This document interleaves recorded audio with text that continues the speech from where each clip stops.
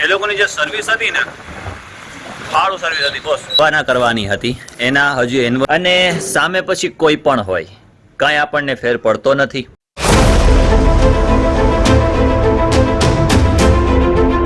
Hello guys, welcome back to my new video. મિત્રો, તમે વિચાર કરતા હશો કે નિઝામ સર 2 દિવસ ક્યાં વયા ગયા. 2 દિવસ ખરેખર બહુ બિઝી હતો અને ગઈકાલે વરસાદ પણ જબરજસ્ત હતો એટલે વિડીયો બનાવી નથી શક્યો. જો કે તમારી પાસે મોન્સૂનના ઘણા બધા અપડેટ નાખવાના હતા, પરંતુ ત્યાંની એક સફાઈ કર્મીઓનો જે પ્રશ્ન હતો એ પ્રશ્ન પણ આઈ થિંક સોલ્વ થઈ ગયો છે.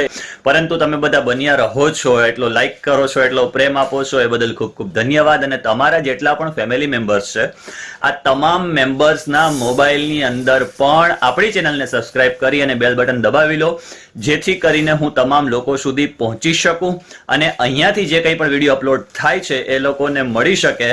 તો આજની દિનચર્યા આપણે શરૂ કરીએ. મિત્રો, અત્યારે થયું છે મારે જવાનું જુનાગઢ, અને એક સબસ્ક્રાઇબરની જે કમેન્ટ હતી કે નિઝામ સર સેન્ટરમાં સારું લાગશે તો આપણે સેન્ટરમાં યુટ્યુબ ઇન્ફ્લુએન્સર નખાવી દીધું છે. અગાઉના 2-3 દિવસ પહેલા છે ને, મને 2-3 જગ્યાએથી ઘણા બધા ફોન પણ હતા કે નિઝામ સર અહીંયા આવા બધા પ્રકારના કંઈક પ્રશ્નો પણ છે જેમાં 2 ઘરના લોકો માની જાય છે પણ 10 ઘરના લોકો નથી માનતા. કંઈક 10 ઘરના લોકો માની જાય છે તો કંઈક 2 ઘરના લોકો નથી માનતા.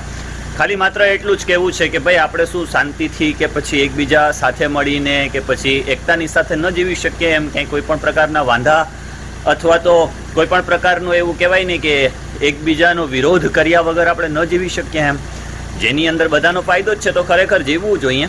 અને ખરેખર એનાથી તમામ જે કોઈ વિસ્તાર છે, વિસ્તારના લોકોને ફાયદો થાય એમ હોય તો ખરેખર આપણે એ વસ્તુને ધ્યાનમાં રાખીને આગળ ચાલવું જોઈએ. ઘણી જગ્યાએ તો સાહેબ કીધું કે સાહેબ ત્યાં સાઈડમાં એક ઉકરડો છે, છાણ પડ્યું છે, અને વરસાદનું જે પાણી આવે છે ને એ પાણી એમાંથી નીકળે છે અને જેટલા પણ ત્યાં આજુબાજુના ઘર છે એટલે રસ્તા પર પાણી ભરાય છે તો આજુબાજુના જે ઘર છે એ ઘરની અંદર મોટી બધી પ્રોબ્લેમ થાય છે. તો કહેવાનું મતલબ એવું છે કે ભાઈ જુઓ, જે પ્રશ્ન હોય એ પ્રશ્ન આપમેળે ઘરની અંદર સોલ્વ થઈ જાય તો વધુ સારું, બેટર. પરંતુ હવે અત્યારે હું જઈ રહ્યો છું તો કદાચ મે બી ટ્રાવેલિંગ બ્લોગ પણ થઈ જાય. જુનાગઢ બાજુ જવું છે, આવશે મજા. રસ્તાનો હાલ પણ જોતા જઈએ ક્યાં કેટલું પાણી ભરાયું છે વગેરે વગેરે. તો ચાલો આપણે ચાલતા જઈએ. રસ્તામાં શું સીન બને છે તો રસ્તામાં જ ખબર પડશે. તો ચાલતા જઈએ અને બ્લોગ બનાવતા જઈએ. મિત્રો, હું પહોંચી ગયો અત્યારે જુનાગઢ પ્રાઇમ હોસ્પિટલે. તો આગળ ક્યાંય ઉપર જગ્યા જ નહોતી એટલે ગાડી અહીં પાર્ક કરવી પડી મારે, અને અંડરગ્રાઉન્ડ પાર્કિંગ હતું એટલે અંડરગ્રાઉન્ડ પાર્કિંગમાં મારે ગાડી પાર્ક કરવી પડી. અહીંયાથી રસ્તો આઈ થિંક હોસ્પિટલનો જ હશે. ચાલો ઉપર જઈએ. અરે અહીંયા તો લિફ્ટનું કામ ચાલુ છે. બીજી લિફ્ટ ક્યાં છે? અહીંયા હે?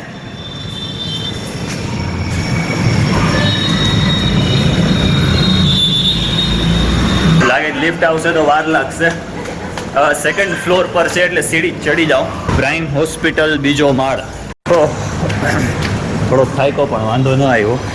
પ્રાઇમ હોસ્પિટલની અંદર એક ચેકઅપ માટેની સુવિધા હતી ને એટલા માટે કરીને અહીંયા ઝાંઝરડા ચોકડી આવવું પડ્યું.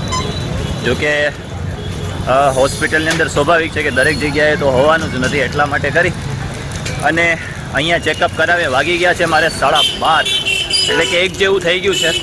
હજી જોઈએ છે હવે માંગરોળની અંદર વહેલા પહોંચીને. જો કે રસ્તામાં આવકમાં તો એ માટે વિડીયો ન બનાવ્યો કારણ કે એમરજન્સી જબરજસ્તની હતી એટલા માટે.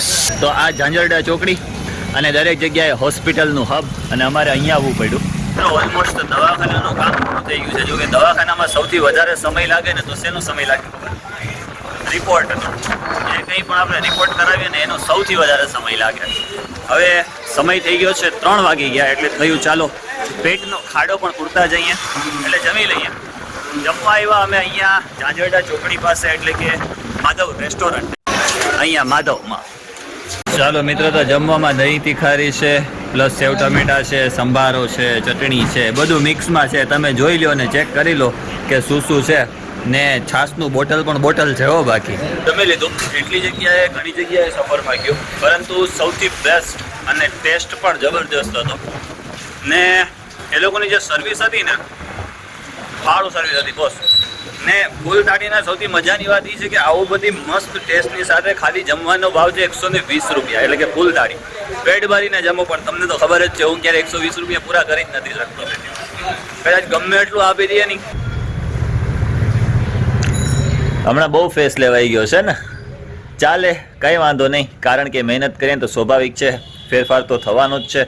બહુ ઓછી ઊંઘ થાય છે અને મહેનત વધી જાય છે, એટલે ચાલવા દઈએ, કેમ કે જવાની છે અને જવાનીનો આપણે ભરપૂર ઉપયોગ કરી જ લેવો છે. જેટલો શક્ય બને એટલી વધારે ને વધારે મહેનત કરી જ લેવી છે.